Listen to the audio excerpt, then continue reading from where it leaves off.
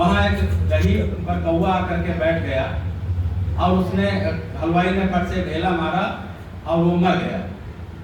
तो कभी वहीं बैठे कागज पर बैठे जिसमें जलेबी खाई थी उसी पर लिख दिया कि काग दही पर जान गंवाए।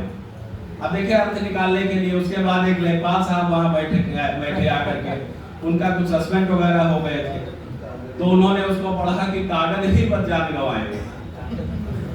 एक मजनू टाइप के लोग लड़का फिर आया वहाँ बैठा, उसने पढ़ा, उसने देखा, उसने कहा कागज ही पर जान गंवाए। तो इस तरीके से कई अर्थ उसके कविता के निकाले जाते हैं।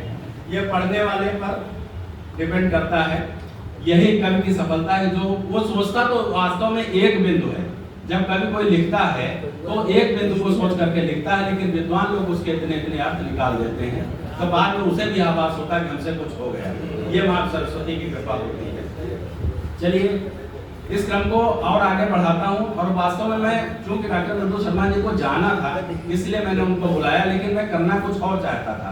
और करना यह चाहता था कि आदरणीय श्री महेंद्र पाल सिंह जी के कोई पुत्र नहीं पुत्रियां ही थी, लेकिन दामाद भी पुत्र ही होता है और ससुर जो होता है वो धर्मपिता हमारे यहाँ भी कहा जाता है।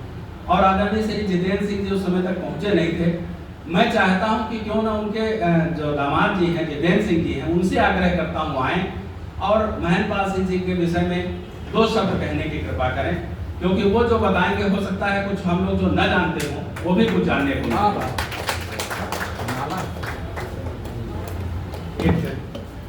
हाँ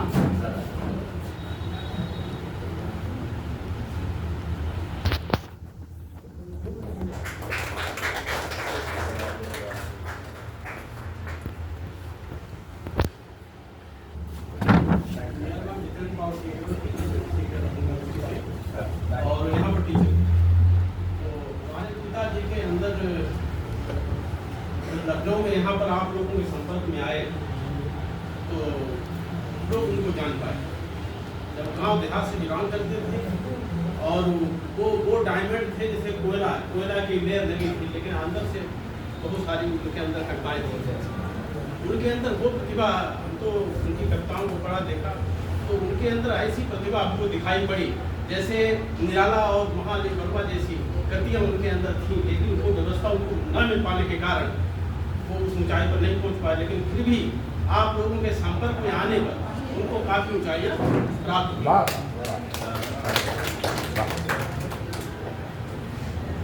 उनकी कविताएं एक नदी के नूपुर, ये कविता उन्होंने लिखी है कि जब जब पीर हृदय में पहुंची तब तब गीत अधर पर आई। जब जब पीर हृदय में पहुंची तब तब गीत अधर पर आए और भीतर उगे दर्द के दोहे ओठों पर जन्मी चौपाई। कितना आप विचित्र देखिए आप। और जिसने जितनी करवट बदली उतनी सिकन सेज पर आई। आंख मूंद कर अंतस झांका, हंसकर नीत नजर में आए और ठहरा हुआ समय जब लगता मन में सिला गड़ी होती। ठहरा हुआ समय लगता है मन में सिला गड़ी होती है और जिसका जितना सुख छोटा है उतनी रात बड़ी होती है। जितना पानी गया तरासा उतनी लोच लहर पर आए और खुद को पढ़ने वालों को कोई पुस्तक पढ़ना नहीं जरूरी। खुद को पढ़ने वालों को कोई पुस्तक नहीं जरूरी और लड़कर जीत गया अपने से उसने जीती दुनिया में। सागर मंथन हुआ समय का, सारे रतन हाथ में आए, भले बुरे का भेद बुलाकर कवि ने सबको प्यार किया है और अपने दुख को भी हंस हंस कर जीने का अधिकार दिया है। जब पीड़ा ने पांव पसारे तभी ये चरण डगर पर आए और जब जब पीर हृदय में पहुंची तब तब गीत घर पर आए। ऐसे ही एक इनका एक वायरल कविता है, बिल्कुल कुछ लोगों ने इसको नकल भी किया।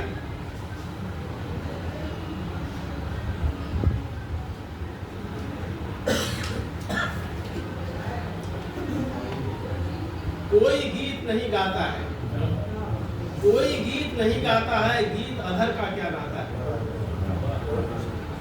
जिसका जितना बड़ा दर्द है वह उतना अच्छा गाता है, सूना बाग सघन अधियारी, आधी रात पपीहा गाए, कहीं किसी का हृदय पिघल कर आंखों में आंसू बन जाए। अश्रु नयन का क्या नाता है? अश्रु नयन का क्या नाता है? आंसू भीतर से आता है, और जिसमें जितनी बड़ी जलन है वह उतना ही मदमाता है।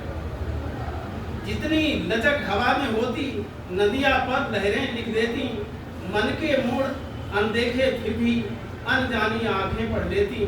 पवन लहर का क्या नाता है? पवन लहर पर लिख जाता है। जिसमें जितनी बड़ी शिखन है वह उतना ही लहराता है।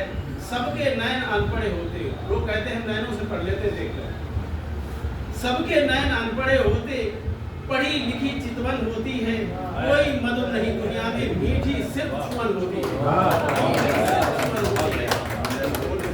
देह छुअन का क्या नाता है? कोई बता नहीं पाता है, और जितना अपनापन बढ़ता है उतना घूंघट उठ जाता है।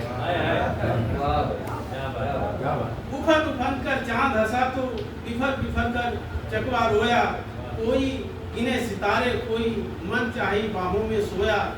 जगत नियत का क्या नाता है? कोई बता नहीं पाता है, और जितनी जो जलद होता है उतना सावन हंस जाता है, कोई चीज नहीं जाता है।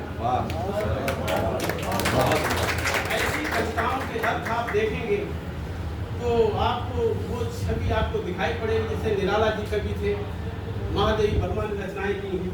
ऐसी रचनाएं का अर्थ इसमें मिल रहा है, लेकिन ये है कि गांव देहात से बिलोंग करने के कारण मतलब वो चीजें प्राप्त नहीं हो पाए। लेकिन फिर भी हम आप सब लोगों के साहित्य चेतना परिषद जो हमारे इनका ग्रुप है, इसका आभारी हूँ, जिन्होंने हमारे पिताजी को इतना सम्मान दिलाने में महती भूमिका अदा की।